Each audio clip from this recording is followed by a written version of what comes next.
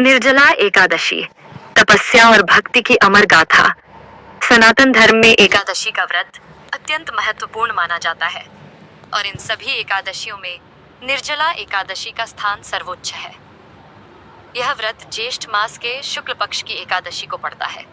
जैसा कि इसके नाम से स्पष्ट है, निर्जला का अर्थ है बिना जल के। इस दिन भक्त बिना अन्न और जल ग्रहण किए भगवान विष्णु की उपासना करते हैं। इस कठिन व्रत के पीछे एक पौराणिक कथा है जो इसकी महिमा और महत्व को दर्शाती है। महाभारत काल की पृष्ठभूमि। यह कहानी महाभारत काल से जुड़ी है। हस्तिनापुर में पांडवों का शासन था। धर्मराज युधिष्ठिर अपनी सत्यनिष्ठा और धार्मिकता के लिए प्रसिद्ध थे।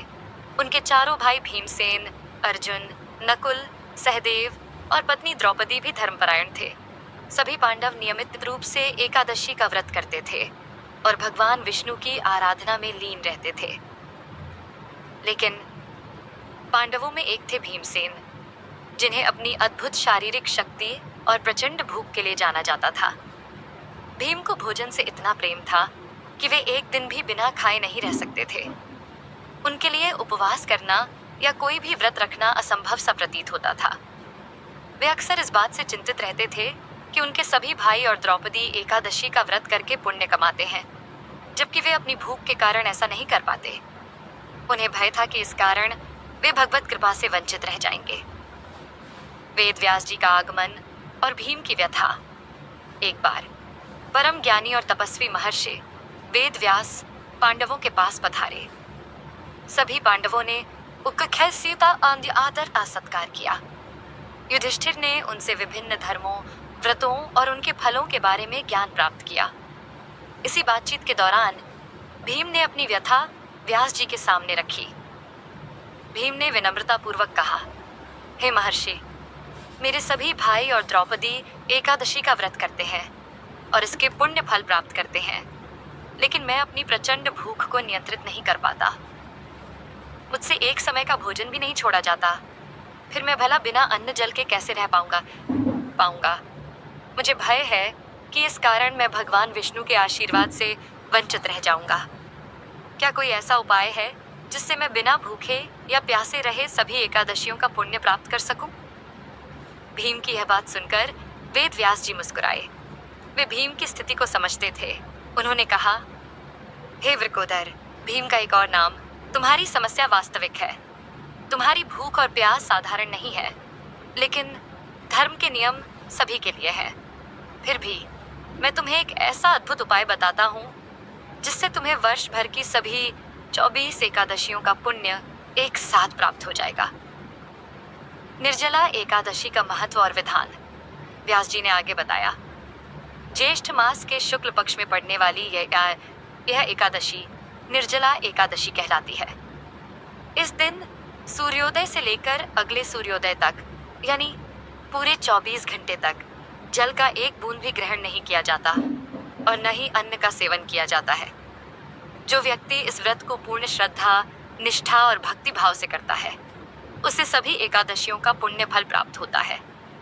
उसे समस्त पापों से मुक्ति मिलती है और अंत में वह विष्णु लोक को प्राप्त करता है।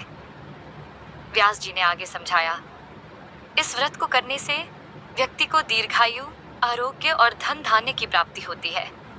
मृत्यु के पश्चात उसे यमराज का भय नहीं रहता और वह सीधा वैकुंठ धाम जाता है।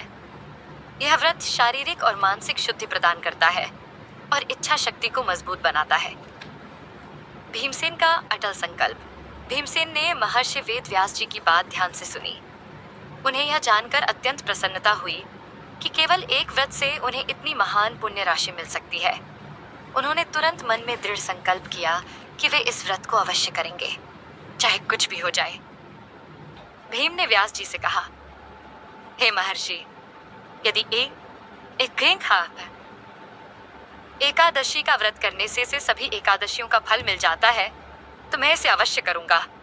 मैं अपने प्राण त्याग दूंगा, लेकिन इस व्रत को खंडित नहीं होने दूंगा। मैं बिना जल के रहूंगा। कठिन तपस्या और आत्मसंयम। अगली सुबह जब निर्जला एकादशी का दिन आया तो भीमसेन ने पूरे दृढ़ संकल्प के साथ व्रत का संकल्प लिया। उन्होंने स्नान किया और भगवान विष्णु का ध्यान किया। जैसे जैसे दिन चढ़ता गया, भीम को भूख और प्यास ने बुरी तरह सताना शुरू कर दिया। उनका गला सूखने लगा, होंठ फटने लगे और शरीर में कमजोरी महसूस होने लगी। कई बार उन्हें लगा कि अब और नहीं हो पाएगा, लेकिन उनके मन में व्यास जी के शब्द और भगवान विष्णु के प्रति उनकी भक्ति बनी रही। उन्होंने अपने संकल्प को टूटने नहीं दिया। शाम तक भीम की हालत बहुत बिगड़ चुकी थी। उनका शरीर कांप रहा था और वे अत्यधिक दुर्बल महसूस कर रहे थे। जब रात हुई तो भीम ने रात्रि जागरण किया।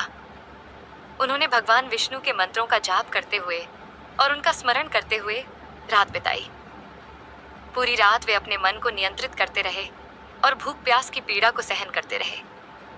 यह उनके लिए एक अत्यंत कठिन परीक्षा थी, लेकिन उन्होंने अपने आत्म संयम और इच्छा शक्ति से इस पर विजय प्राप्त की। व्रत का पारण और फल की प्राप्ति। अगली सुबह द्वादशी के दिन सूर्योदय के साथ ही भीम ने सफलतापूर्वक अपना व्रत पूर्ण किया। उन्होंने गंगाजल और अन्य शुभ द्रव्यों से पारण किया और भोजन ग्रहण किया। जल का पहला घूंट पीते ही उन्हें ऐसा लगा मानो उन्हें नया जीवन मिल गया हो। उनके शरीर में नई ऊर्जा का संचार हुआ और उनके मन को असीम शांति प्राप्त हुई। भीम ने अनुभव किया कि इस व्रत ने उन्हें न केवल शारीरिक रूप से मजबूत बनाया, बल्कि उनकी आत्मा को भी शुद्ध किया और उनके भीतर एक नई आध्यात्मिक चेतना जगाई। जब महर्षि वेद व्यास जी को भीम के इस अद्भुत और सफल व्रत के बारे में पता चला तो वे बहुत प्रसन्न हुए। उन्होंने सभी पांडवों और प्रजाजनों को बताया कि भीम ने कितनी कठिन तपस्या की है और कैसे अपनी भूख प्यास पर विजय प्राप्त की है। तब से ज्येष्ठ मास की शुक्ल पक्ष की इस एकादशी को पांडव निर्जला एकादशी के नाम से भी जाना जाने लगा। निर्जला एकादशी का संदेश।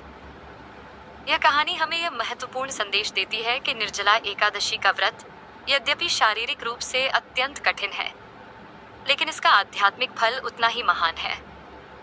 यह व्रत केवल अन्न जल त्यागने का नहीं, बल्कि श्रद्धा, भक्ति, आत्मसंयम और इच्छा शक्ति का प्रतीक है। यह हमें सिखाता है कि दृढ़ संकल्प और ईश्वर के प्रति अटूट विश्वास से हम जीवन की किसी भी कठिनाई पर विजय प्राप्त कर सकते हैं। जो व्यक्ति इस व्रत को सच्ची भावना से करता है, उसे भगवान विष्णु की विशेष कृपा प्राप्त होती है और उसके जीवन में सुख शांति आती है। यह व्रत मानव को भौतिक बंधनों से ऊपर उठकर आध्यात्मिक उन्नति की ओर प्रेरित करता है। और ऐसी कहानियां जानने के लिए हमारे चैनल को लाइक और सब्सक्राइब करना न भूलें।